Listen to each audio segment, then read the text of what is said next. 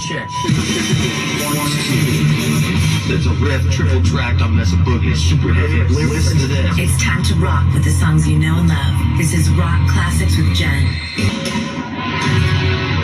This is Rock Classics on Apple Music Hits. My name is Jenn. He is a musician. He's one of the most skilled and renowned in the world. A father to 3 beautiful children, a grandfather, a songwriter, a producer, an activist, an astrophysicist. He's won countless awards. He's an absolute legend. Brian May, welcome to the show. Wow. That's a big intro. Thank you. I step up proudly. Thank you, Jenn.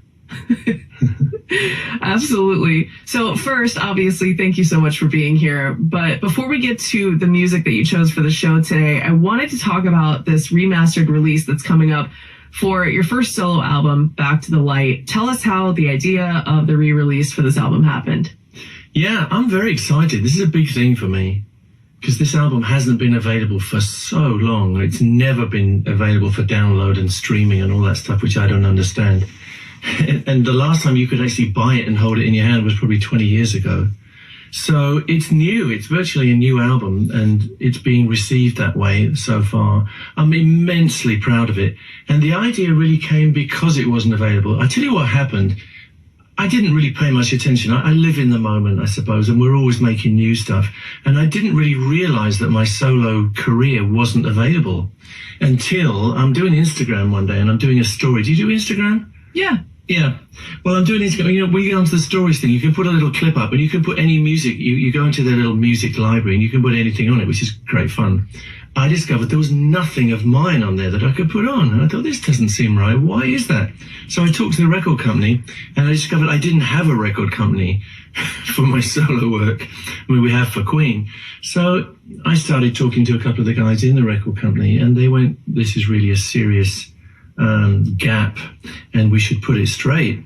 And it's a great opportunity because we can go back in there and revisit all the solo material that I've been a part of, and there's a lot.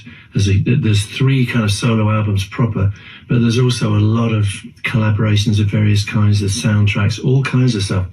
Too much to put in one big box. So I resisted that. I thought, you know, we could put out a big box of all my solo stuff, but I thought what I'd rather do is do it piece by piece, do it album by album, and then I can enjoy it. I can immerse myself in one album at a time, just relive it like I did in the early days. And this has been great. I went into this album, started remastering, started looking at all the artwork and the text, and got completely involved and surprised myself. I tell you what the big surprise was. I'm 30 years older than the boy who made this album. So I thought, maybe I don't relate anymore, or maybe I relate in a kind of fatherly way to this young boy, and I'm older and wiser now, you know. Anyway, none of that happened. I went back in there, and it's me. I didn't grow up. I didn't change it. I didn't lose that hunger, that passion, and that yearning, which is expressed in the album. So really, I feel like this is me, and it doesn't matter how, you know, what my age is. All that matters is this is me, and this album, I think, has a relevance because also the whole of humanity has been through a very dark period, and humanity needs to come back to the light. So I'm hearing this as a new album, and I'm treating it as such. I'm working it. I'm excited. Comes out August the 6th. Yes, it absolutely does. Did you find that it was a little tricky to work through such a therapeutic album, or was it literally just looking at it from a different viewpoint? I really relived it, and it did bring back a lot of the darkness of the time. But I think my life is laced with these kind of threads anyway. And it was actually good for me to realize that the problems that I had at that point and the way that I had worked my way through them doesn't mean I'd eliminated them, because I think some of these things are eternal in our lives, these struggles, these things that we look for and can never find. But to me, it was great. It's good therapy. It's good for my attitude towards myself at this time. It also gave me something to kind of dream and hope for during the lockdown, because I could really devote lots of time to it, and it's been great. Next one is Another World, which is my second solo album, so I'm going to devote the same kind of love and care to that. Absolutely. And I know that you're a little bit of a perfectionist, so I didn't know if that worked in your favor as far as remastering goes, or if it hindered you at all. It's no problem, because I was a perfectionist at the time, and it's pretty perfect. Yeah. I mean, I put my heart and soul into it, and I had a fantastic engineer and co-producer in Justin Shirley Smith, who has supervised the remastering. So now I'm totally happy with it. I wouldn't really change a note, to be honest. I'm happy. That's brilliant. Wow. So when it comes to this list of songs, I was pleasantly surprised to see all of these. Some of them I kind of, expected, I guess you could say, but some of them I definitely wasn't. Rainbow, Since You've Been Gone, is first on the list. What is it about this song that made it a necessity for this playlist? Number one, joy. Pure joy. It's just the kind of archetypal pop rock record, full of that amazing energy. Number two, Cozy Powell on drums. My great, wonderful friend and hero, the most enormously cataclysmic drummer on the planet ever. I think, he's one of the guys, along with Bonzo and Carmine Appice and I don't know, Keith Moon, who defined what rock drumming was. And I was so privileged to have him not only on the record, but on my side and bolstering up my failing self-confidence. He was just full of joy and energy and happiness. He plays on this album. Ritchie Blackmore's one of my absolute favourite guitar players. Wild, dangerous, unpredictable, incredible, and way ahead of his time. And Graham Bonnet singing, oh my God, what an incredible vocal performance. That's the kind of vocal performance that I dreamed of when I was making this album, and I pushed myself to sing harder and higher and longer and deeper and all those things, just to try and be Graham Bonnet or something like that. This track to me has everything, just has everything. It's everything a rock track should be, and it's short because it doesn't need to be long. All right, let's do it. Here's Rainbow, Since You've Been Gone on Rock Classics. This is Rock Classics. You are listening to Apple Music Hits. My name is Jen. Brian May is the guest of honor this hour, and you picked Small Faces Rolling Over, which you have an intimate knowledge of and relationship with. How did this song and this band specifically influence you? I have a history. I didn't know those guys, but they were the same age as me when I was at college. Only they had left education and were out conquering the world, and I was still at Imperial College beavering away rather kind of despondently at my work, my astronomy work, which I didn't think I was very good at. And I actually kind of bumped into them one day when they were performing on the steps of the Albert Hall. That's exactly where my college was, Imperial College. It sits right next to the famous Albert Hall. They were up there doing some kind of TV show with these just small amps and stuff, playing live, Steve Marriott singing live. It was amazing. Just only about a dozen people watching. So we're on there, and they play What You Gonna Do About It, which is their first hit. And I was wildly impressed that these guys had taken hold of the world. And they were all very small. I think they were probably about 20, 21 at the time. They looked about 12. And I just thought, these guys can do it. Why am I not doing this? So that's one thing. And also, Rolling Over It comes from the Nut Gone Flake, Ogden's Nut Gone Flake album, which to me is a very seminal kind of psychedelic album. It came in a vinyl version with a sleeve that looked like a cigarette paper tin, and it has the strange links from Stanley Unwin, who talked complete rubbish but made it sound like it was proper English. I don't know if you're familiar with that. I loved that album. We all did. I tell you what happened. This album was full of songs that I wrote. I wrote every one of them except this one. And what it gives me was, I don't have to be careful with this song. It's already out there. I'm not going to ruin it, or if I do, no one's going to bother. So I can just take it wherever I want it. I can sing it in a very loose way. I had lots of help from my friends at the time. And to me, it was the right way to cap off. This is the last track on the Back to the Light album. It's good that we're starting at the end, isn't it? But it's the one where you go out and you really don't care. You're just full of joy. It's got this riff as well. I mean, it's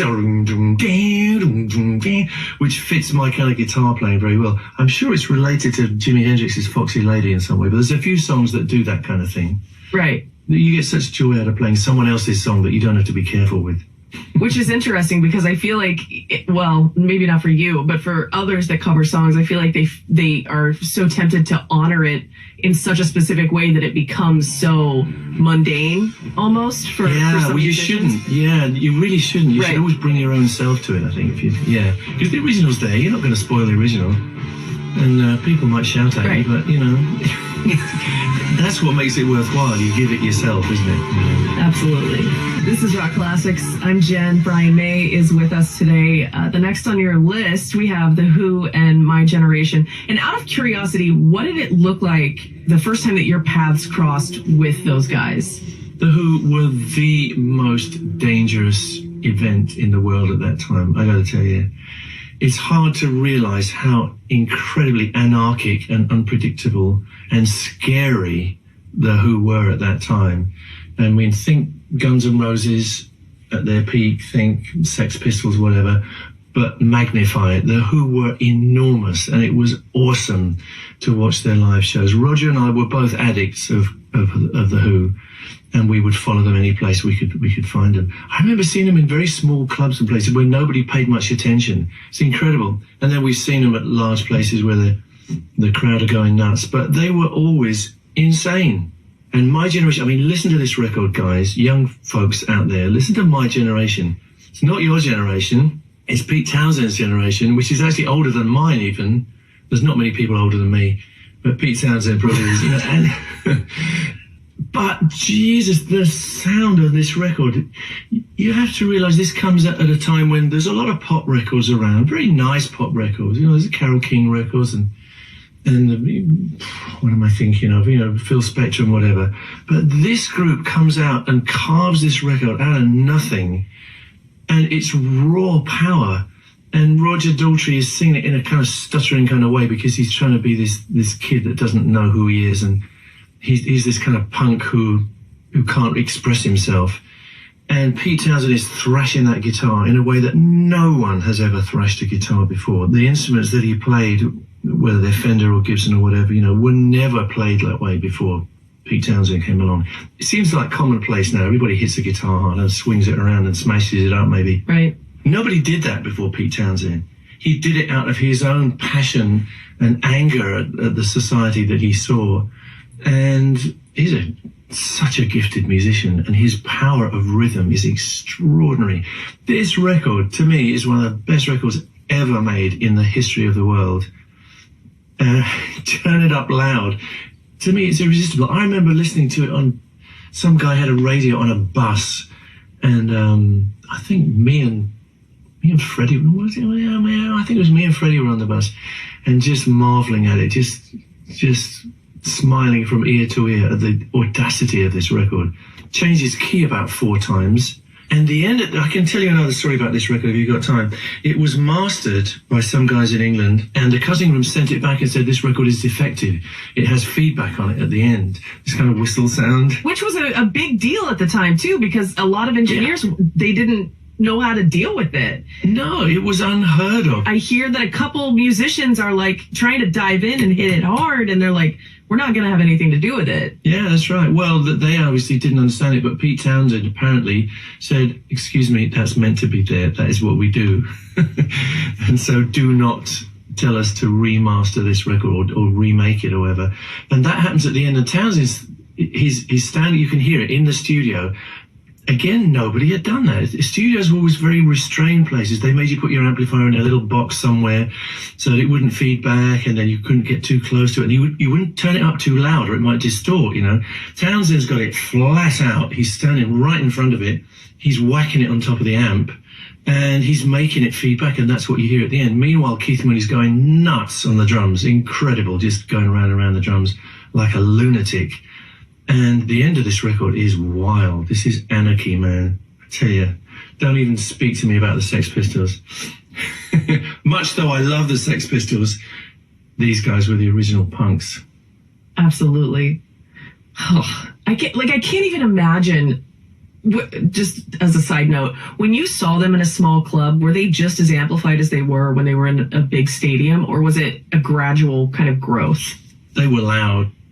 They were loud. Yeah, it was always loud. That's the on-stage gear. But of course, in the stadiums or whatever, they have all the reinforcement, as we all do. But I'm saying like the personality on stage and the putting it all out there and being, rebelling and things like that. Like, could you see that in those small clubs? Oh my God, yeah. You see it even more clearly. You feel it. You feel danger. Right. Roger Daltrey whacking his microphone out, spinning it out. He would get almost to the back of the room in those cases. And if you stood up too much, you get hit on the head.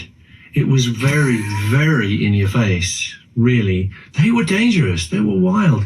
I remember seeing them at, I think it was Regent Street Polytechnic, a college in London. And me and Rog went, and the Who were, I think, an hour late going on stage. Who knows why? And the place, nobody complained. They're all just getting more and more kind of enthusiastic. Eventually, Pete Townsend strolls onto the stage like... So, what would be the problem? Turns his guitar up and starts winding the bottom string up and down, making aeroplane noises, wheeling his arm around, like making aeroplane propeller figures. And it's like, excuse me, we're the Who, and we really don't give a... And everybody loved it. Everybody just thought, this is what we want to see. We want to see people breaking every possible rule. Then Townsend does this for about 5 minutes. They haven't even played a song yet. He's making these airplane noises. Keith Moon then comes on and starts smashing around the drum kit in a seemingly kind of unrelated way. And it was so funny. I remember it all so clearly. Pete Townsend's side of the stage is covered in wires and bits and pieces, and little pieces of amps and preamps and stuff. Then there's a dividing line, and John Entwistle's side of the stage is clear, like it's been recently hoovered. And there's just one wire from him to the amp. It's pristine. It's beautiful. It's the complete opposite of Townsend. And he doesn't even look at Townsend. He's in his own world, Daltrey comes on and as the god, as the great rock god, and he, by his whole attitude and his body language, he says, you will take it. You'll take whatever I have to give. It's amazing. The Who are still my heroes. It's Rock Classics, Apple Music Hits. My name is Jenn. Brian May, he doesn't need an introduction, but he's here. Jimi Hendrix, Axis Bold as Love. Would it be a true statement to say that Hendrix was such a big influence that you have almost channeled him at some points? And I'm saying that because I read that you had the nickname Brimmy, and he continues to teach you to this day. So would you say there's almost a sense of channeling? Can you feel that? Or am I crazy? You're not crazy, no. There was almost a sense of, I need to give up now, because I was already playing guitar, and I didn't want to believe how incredible he was. It was too depressing. I went to see him. A friend of mine played a record. It was his first record, which is Hey Joe, which is really nice. It's quite a relaxed kind of thing, and he plays beautiful soloing on it. He's obviously a really nice player, very tasty. And if you turn the record over, he's playing Stone Free, and there's this passage in the middle where he's singing to his guitar, and his guitar is singing to him. And I just thought, that's a studio trick. He couldn't do that. That no one can do that live. Anyway, my friend says, why don't we go and see him at Brian Epstein's theatre? And we went to see him, and he was supporting The Who, which is an unenviable position, except that Jimmy came on and destroyed the place. And he did Stone Free, and he did that bit where the guitar talks to him and he talks to it, and more besides. And I tell you, I thought either I have to give up now or else I have to really work hard and find something better in myself, because this guy is out of this planet. It's something I've never, ever experienced before. Jimi Hendrix was so far ahead of everyone else. It was almost impossible to compute at the time. Seriously, I'm not exaggerating this. It was like, oh my God, where does this come from? How did he get this good? Where does this passion, this energy, this sound come from? How did he do that? Wow. And I love that every time you see a list of the greatest guitarists, on planet Earth, it's always the two of you rivaling each other. And it's got to be such an honor. And I feel like if he was still here, I think he would think the same about you. You know what I mean? Oh, I don't know. That's scary to think. No, it's not. It's so true. No, I don't consider myself in the same universe as Jimi Hendrix. To me, he's an unattainable alien force, and I will never come close to that. And I don't. You said I'm channeling him, maybe unconsciously, but I wouldn't dare. In fact, I have been asked sometimes to do Jimi Hendrix things, and I usually refuse because I just think I cannot come close to being him. and I'd rather not try. I'd rather do what I do. I have him in my heart, but I can't play the way he plays Foxy Lady or whatever. I did when I was a kid. I tried, I thought I was quite good as a kid. I was already playing. I was already in a band. But when he came along, forget it. You have to rewrite everything. Let's do Hendrix now. It's Rock Classics. Rock Classics on Apple Music Hits. Brian May is the guest of honor, the legend with us here today. This playlist is full of legends as well. Jeff Beck is on deck with Hi Ho Silver Lining. You guys have known each other a very long time.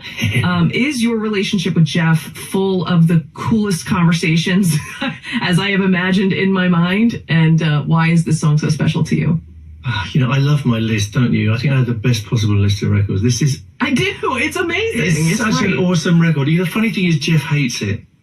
He doesn't like this record. He was kind of forced into singing and what he regards as a pop record, but this was so influential on me. In answer to your question about the conversations we have, no, you're completely wrong. I find it very hard to talk to Jeff, and it bothers me because his main interest in life is his cars and his sort of medieval life with his beautiful lady. And I kind of don't dare to talk to him about guitar playing because he is that kind of hero status to me. And when he's in the room, I am awestruck. The way he plays is beyond belief. So it's not easy for me to have a conversation with Jeff. I sort of get embarrassed and don't know what to say to him. I love the man. I worship his playing. But after a while, I run out of things to say. And that's the honest truth. He did come along on a later, this is not on this album, on the next album, he came along and I wrote a track about him called The Governor, and he came and played on it, which is great. We had a fantastic day playing, but we didn't do a lot of conversation. Not really. So he remains kind of enigmatic to me. I wish we did have a sort of close friendship, but he's a mystery. He's a little bit of a mystery to me, is Jeff. Which actually probably makes that friendship a little more interesting. And it probably still gives you that, putting him on a pedestal, and it gives you that ability to do that instead of kind of bringing him down to real life. I mean, you could look at it that way. He's extraordinary. He's a one-off. He is utterly unique. And the stuff that he gets out of the guitar, I've watched him, when he came around, his fingers were all covered in axle grease and his fingernails are all black, and he's cut himself in a couple of places, and then he picks up the guitar and it's like God is playing. I think that's the way Mozart must have been. He seemed like an ordinary kind of guy, and he was kind of rude and swore a lot, but when he was playing, you heard angels. That's what Jeff is like. You're listening to Rock Classics with me, Jenn, and I am joined by the amazing Brian May. Make sure to check out Back to the Light, finally available in Apple Music. Let's talk about the Beatles, because I feel like that's probably, outside of Jimi Hendrix, that's probably the biggest for you, if I'm not mistaken. And you picked I Want to Hold Your Hand, which I found interesting. Why that song specifically? I think I Want to Hold Your Hand is the perfect pop record. You probably wouldn't call it a rock record, although it's got guitars on it. It's more vocal and it's poppy, it's very catchy and whatever. But to me, it is perfection. From the writing, from the way it's sung by John Lennon, and the whole way the band sits together. It also has the most intriguing opening. I don't know if you're aware of it. It goes da-da-da, and for a long time I couldn't figure it out because I heard that happening on the one. It doesn't. It happens halfway through the beats because it's pre-echoing what happens in the middle of the track. So it's very difficult to count. It's one of these things where you think, oh, did they miss a beat? You listen to it and see if you have the same experience. It's actually 1, 2, 3, which is weird. You don't get it the first time. You can't. But after a while, once you've tutored yourself, you hear it. 1, 2, 3, it's all pushed.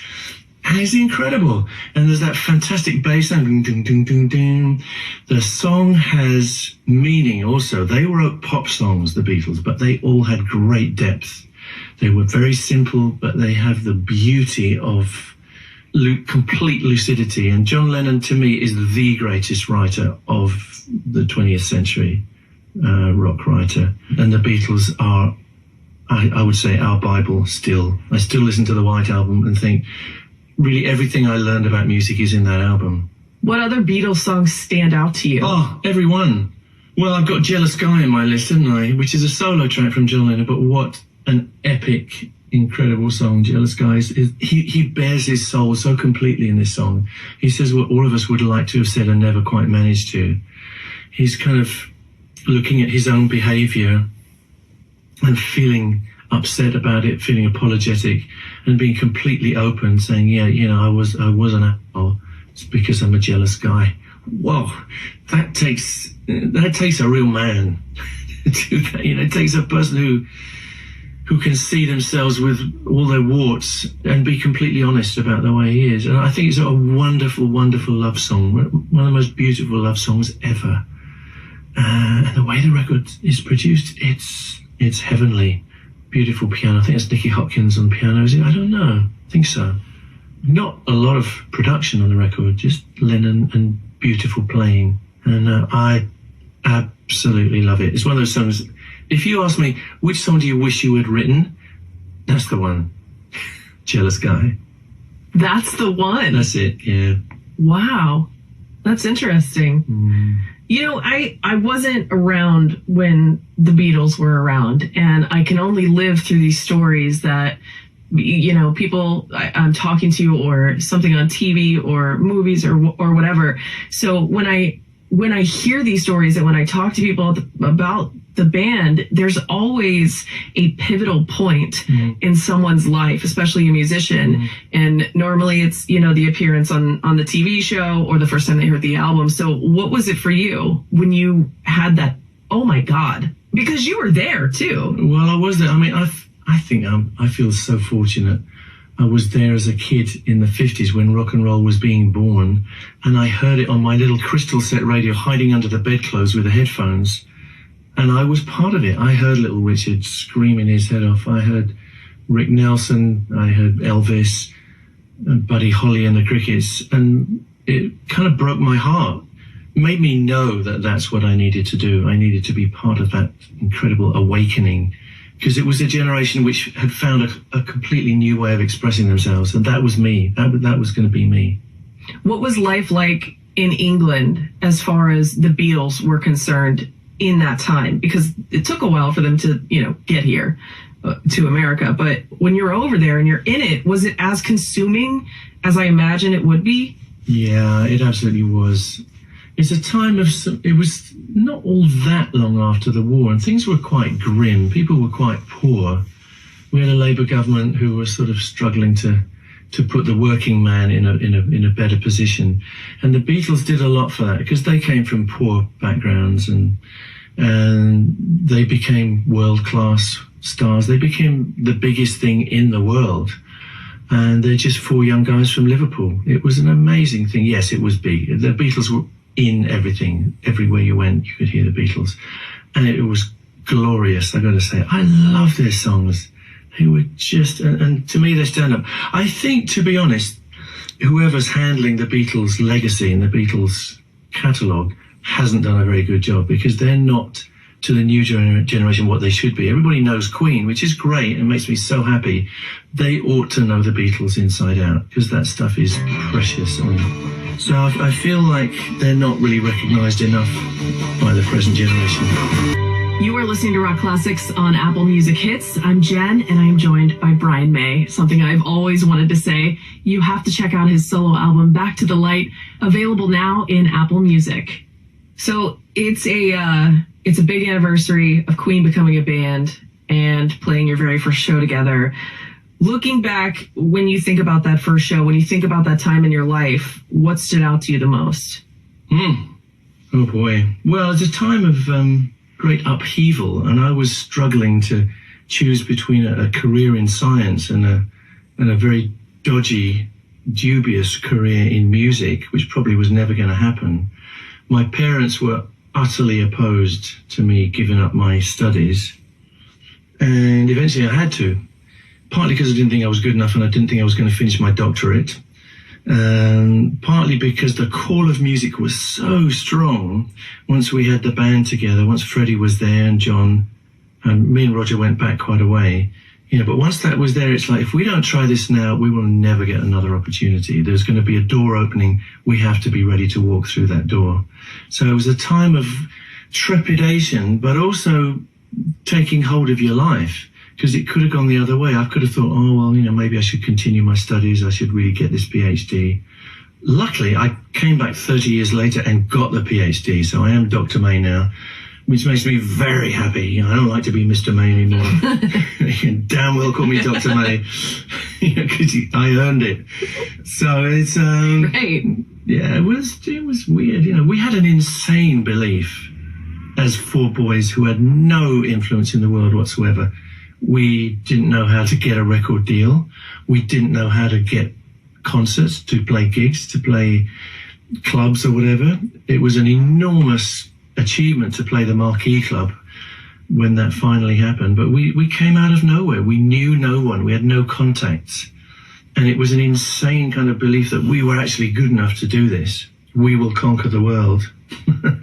It was kind of laughable. I remember going up and down the motorway to play these tiny little shows in clubs, and we would stop off in the motorway cafes, and we obviously looked like rock stars, because we were like, or tramps, and people would come up to us and say, are you guys in a band? And we go, yeah, we're Led Zeppelin, because trying to explain to them who we were, it would have been hopeless, and they went, oh, really? Right. We go, no.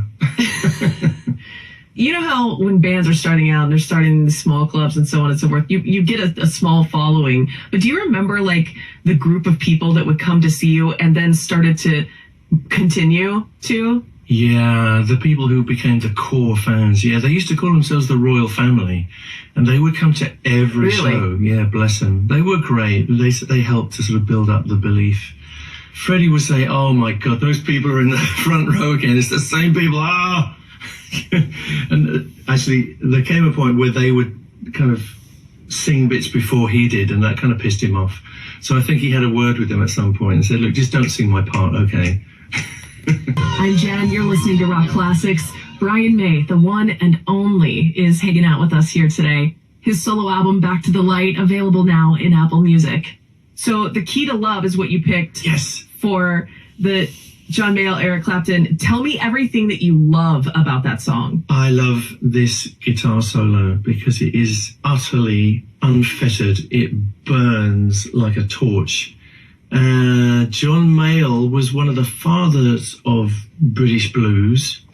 Probably not the most kind of luminous musician in himself, but what he enabled was amazing. He enabled blues to blossom, and he enabled a lot of players to develop. Eric Clapton was one of them. And this particular album is called Blues Breakers, I think. It has a picture on the front of the 4 members of the band, including Eric Clapton. Eric Clapton is reading a copy of the Beano, which is a child's magazine, has things like Desperate Dan in it. It was funny. It was that album says kind of, we really don't give a, it's one of those things. I'm having a session here for the album cover, and I'm reading the Beano, a kid's magazine. And I just love that. I love the whole attitude of it. But this track, Key to Love, is an okay kind of English take on the blues, which John Mayall sings pretty good. John Mayall was a sort of multi-instrumentalist and singer. And Eric Clapton was kind of the renegade in the band, I feel. I wasn't there. I don't know. I didn't know these guys. I was a kid. But I did see him. And Eric Clapton would just kind of stand in the corner and be a sort of background musician. And then when his moment came, he would step forward, metaphorically, and turn it all up and kill it. That's what you hear on this. It's nice. You can hear him behind. There's lots of nice little notes which sound kind of trumpety. He's got this wonderful sound which is very, very electric. See, in those days, people didn't turn the guitars up that loud. But when it comes to his solo on this track, it's mind-blowing because you hear that note which heralds his solo. He goes straight up the top and goes, you got to hear it. Oh, you're going to hear it, right? And it just doesn't compromise. He burns. It's unbelievable. There's so much passion, intensity in this. And to me, it's the archetypal Eric Clapton kill. He just kills on this thing. And then he steps aside and back comes John Mayall to finish off the song. To me, it's a moment which is so full of fire and passion. I can't get over it to this day. This is Eric Clapton, I think, at his youthful, most dangerous. I can't believe that you guys, like you and Eric and these guys were as talented as you were at such a young age. And I think that, you know, the kids that are listening to this or whatever, that are still trying to catch up to where we are now musically with you and with everybody in the past, that it's astounding that you had this inside of you. I don't know, maybe it's because I feel like we don't really get to see things like that anymore because we don't get to see artists develop. Artists are just in our face all of a sudden and they're successful because people want them to be or labels want them to be. But I mean, you guys worked for it. Don't get me wrong, but it was in there. And to see a young Eric Clapton or to see a young you or, you know, whoever it was, I think we should reiterate the fact that this is a craft that you perfected, but at the same time, you started out great, you know? And I don't see that anymore. It's interesting. It was a different approach because we didn't have role models. There wasn't much in the way of role models. And also there wasn't much technical backup. So there wasn't an academy you could go to play rock guitar. No one was going to teach you how to play this sort of stuff. You had to pick it up instinctively, and we all did it. And I think there's a power in that. Because it's a very... You know, music is a sonic sensation. Music isn't something that you write down, except as a way of sort of shorthand remembering it. It's in the air.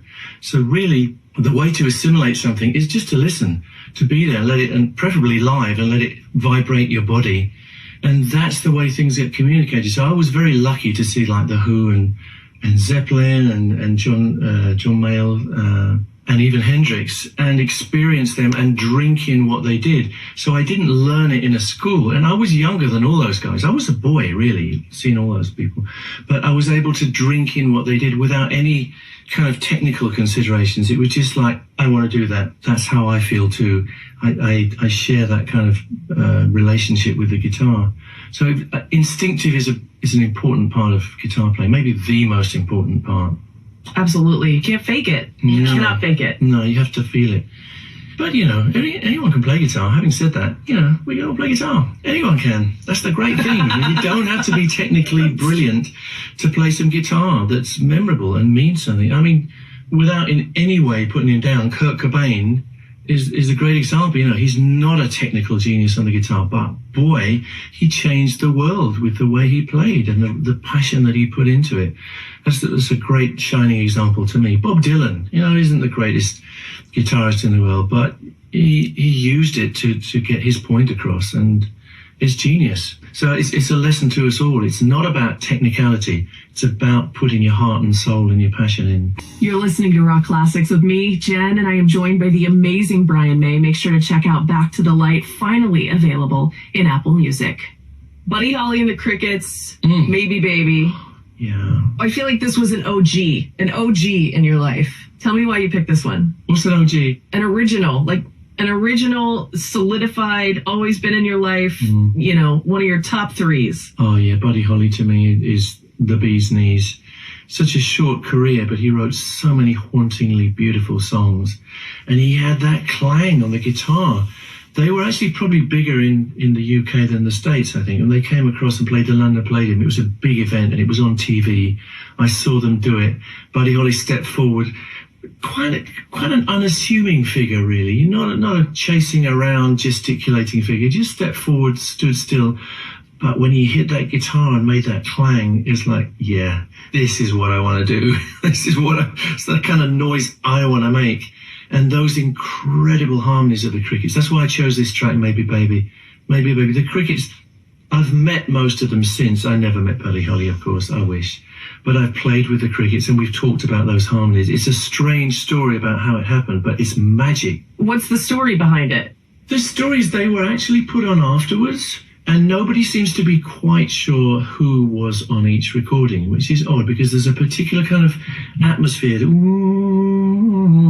It's a kind of eeriness to the way they sing. They sing a lot of fifths, which leaves sort of open spaces, makes it sound very dramatic and kind of slightly scary. I don't know what it is, but they're unique those times. I've actually recorded this track myself at some point and tried to do what they did. It's really difficult. Simple, not much on the record, but it's, to me, it has an amazing drama, this Maybe Baby record, as did all those early Crickets records. I couldn't afford to buy them at the time. I couldn't afford to buy the album, The Chirping Crickets. I have it now. It's one of my treasured possessions. You know, those things that you cannot get when you're a kid. Right. Then you buy like 15 copies just because you can. You're never going to not have it again. Yeah, Buddy Holly is it. You are listening to Rock Classics. My name is Jen. I am here with the legendary Brian May, and his album Back to Light is finally available on Apple Music. Check it out. So the baby's back on my feet again. I read that this is the one that would always be a mood changer for you. And if you don't mind, can you tell the story behind why it would change your mood and how? Yeah, I get very black at times. And we were recording in Munich for too long and drinking too much. And we'd be in this club called the Sugar Shack always until the lights came on and you would come out and it was dawn outside, you're blinking, you can't really see. And generally I would be depressed because of the way things were going in my private life. And my guitar tech would drive me home because I was incapable. And he would put this track on in the car. And it just always made me smile. Here I am back on my feet again. It's like, yes, I can get through this. I can. It's a bit like Back to the Light. That's why I put it here. My Back to the Light album does this kind of thing, hopefully for people. I hope it infuses them with belief and restores their optimism, because that's what this track does for me. I have actually recorded a version of it, which no one's ever heard. Maybe they will one day. But this would be one of my sort of heroes records. The vocals incredible, I think. Absolutely. John Waite is so underrated. So underrated. Absolutely. Wonderful vocal performance on this. Wonderful. It's a model for me. I wanted to sing like that guy. Yeah. Or Steve Marriott, or, you know, all those guys. But John Waite definitely is a hero of vocalization for me. Perfect. And I love this song. This is a pick you up. This is a real pick you up. This is better than a vodka tonic. In fact, this is the pick me up you need after you've had about 8 vodka tonics and you feel like crap. Right. This is what you need. This is Rock Classics. You are listening to Apple Music Hits. My name is Jen. Brian May is the guest of honor. All right, Brian. This was the greatest day of my life. Oh, you're kidding me. That's so sweet you say that. Thank you. Bless you. Of course, of course. August 6th is the release date for the remastered re-release of Back to the Light, and we're so excited for the record to be available. You know, like you said at the very beginning, we're excited to have it in our hands. We're excited to be able to listen to it whenever we want, and that is such a big deal. I am so excited that you say that. It makes me incredibly happy. I can't even tell you. It's like the fact that people will be able to hold the CD in their hands or the vinyl. They'll be able to smell the vinyl. They'll be able to put it on their turntables. There's a cassette version. And it just makes me incredibly happy that it will be out there, all polished up and kind of there for all time. And if you're a young person, you know, under the age of 65, you can download it and do all the other things you want to do. You can stream it to your heart's content. That makes me well happy. August 6th, big day. Can't wait. Yeah. Brian, it was an absolute pleasure. Thank you so much. Thank you, Jen. Thank you so much. Bless you.